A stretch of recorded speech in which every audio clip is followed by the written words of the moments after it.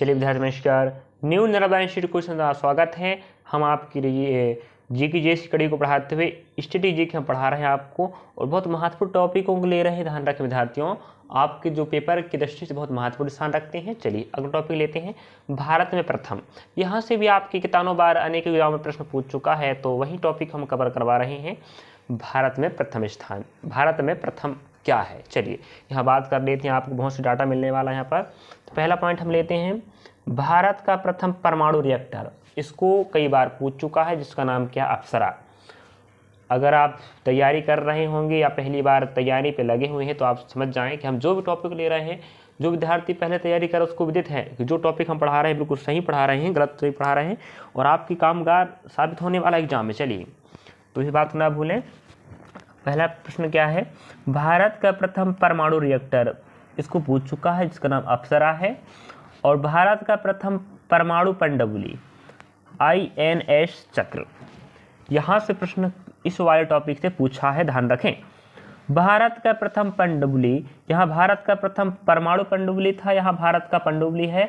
देखो दोनों INS चक्र है, INS कावेरी। बस यहाँ परमाणु चक्र की बात करें तो परमाणु पनडुब्बी की बात करें तो चक्र लगा देना INS, और पनडुब्बी की बात करें तो INS कावेरी रहेगा। और अगला, भारत का प्रथम विमान वाहक पोत INS विक्रांत, इसको पूछा है।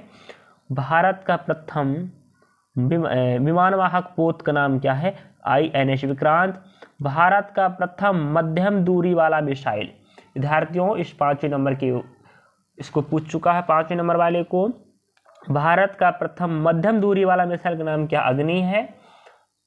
और भारत का प्रथम प्रक्षेपशास्त्र, इसका नाम पृथ्वी है, पूछा है।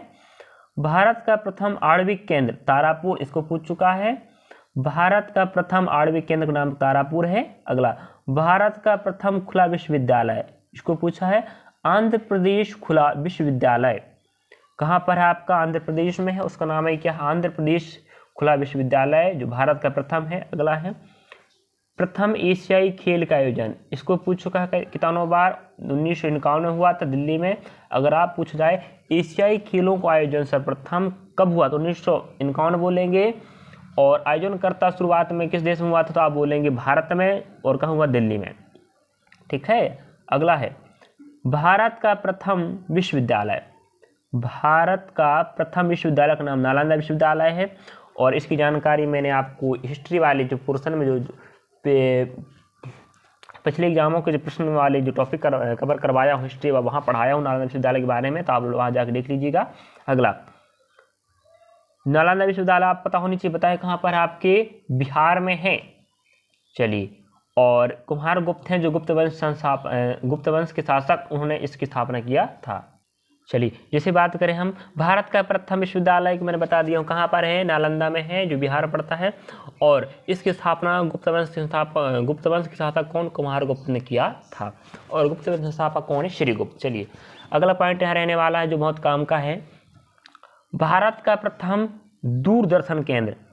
तो भारत का प्रथम दूरदर्शन केंद्र दिल्ली में स्थापित किया गया था, और यहीं पर बहुत जरूरी है, देश में पहली बार दूरदर्शन में रंगीन कार्यक्रमों का प्रसारण, पहली बार रंगीन कार्यक्रम का प्रसारण 15 अगस्त 1982 को किया गया था, इसको भी ना भूलें। ठीक है विद्यार्थियों। अगला लेते हैं हम 3 नंबर का, प्रथम मूक फिल्म राजा हरिश्चंद्र, निर्माता फाल्के, जिसे हम क्या बोलते हैं, फिल्म जगत का सबसे बड़ा पुरस्कार दिया जाता है दादा साहेब फाल्के पुरस्कार, क्योंकि इन्होंने ही तो फिल्म जगत की शुरुआत की थी, किसने, फाल्के ने। तो दादा साहेब फाल्के पुरस्कार फिल्म जगत का सबसे बड़ा पुरस्कार है।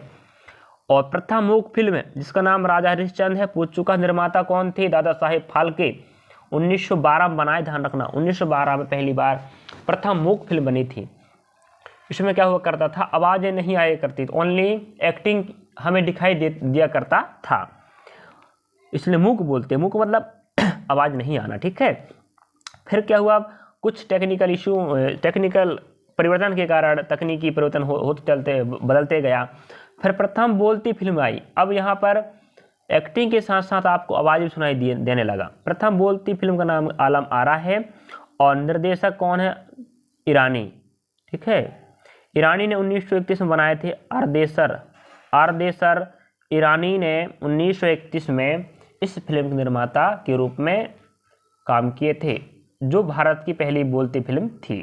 ठीक है, 1931 में आलम आरा और 1912 में प्राज हरिश्चंद्र बनाया गया था, जो पहली मूक फिल्म थी और पहली बोलती फिल्म का नाम क्या है, आलम आरा। इन्हें याद रखेंगे विद्यार्थियों, क्योंकि यहाँ से प्रश्न पूछ चुका है। अगला पॉइंट लेते हैं हम। भारत की पहली टेक्नी कलर फिल्म का नाम क्या है, झांसी की रानी। इसे याद रखेंगे, भारत की पहली टेक्नी कलर फिल्म का नाम झांसी की रानी है। भारत की प्रथम 3D फिल्म माय डियर कुट्टी चातन, इसको याद रखेंगे, 3D फिल्म। ठीक है, तो भारत की प्रथम 3D फिल्म का नाम क्या है, माय डियर कुट्टी चातन। अगला है प्रथम प्रायोजित सीरियल। तो आप आजकल जो बहुशास्त्र बहु सीरियल चलती हैं आप देखे होंगे, और अनेकों सीरियल हैं जो भारत में संचालित हो रही हैं।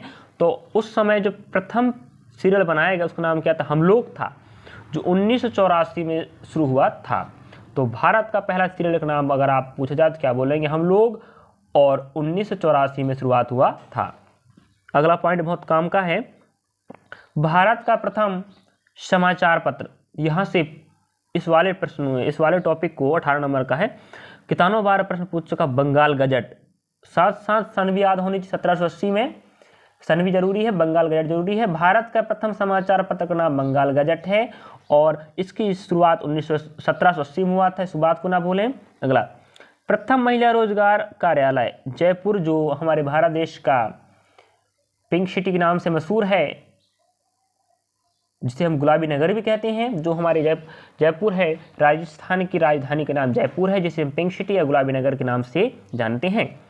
तो भारत की प्रथम महिला रोजगार कार्यालय वहीं पर स्थापित किया गया है। अगला है, भारत का प्रथम हाई स्पीड ग्रामीण ब्रॉडबैंड नेटवर्क शुरुआत इडुक्की केरल में हुआ है, जो केरल हमारे दक्षिण भारत का एक प्रसिद्ध समुद्र तट से लगा राज्य है। इस प्रकार मैंने 20 प्रश्नों के समाहार किया हूँ, कह सकते हो, और जो बहुत महत्वपूर्ण है, 20 टॉपिक यहाँ कवर हुए हैं, या 20 पॉइंट हैं जो आपके बहुत महत्वपूर्ण रखते हैं। यहाँ से प्रश्न पूछ चुका विद्यार्थियों, इसलिए आपको इस टॉपिक कवर करना है और आपको याद करने का प्रयास करना पड़ेगा। और हम जो भी टॉपिक लेंगे आपके लिए बहुत शानदार टॉपिक लेंगे, और वही डाटा लाएंगे जो एग्जाम में आपके लिए लाभदायक होने वाला है। चलिए, थैंक यू, धन्यवाद।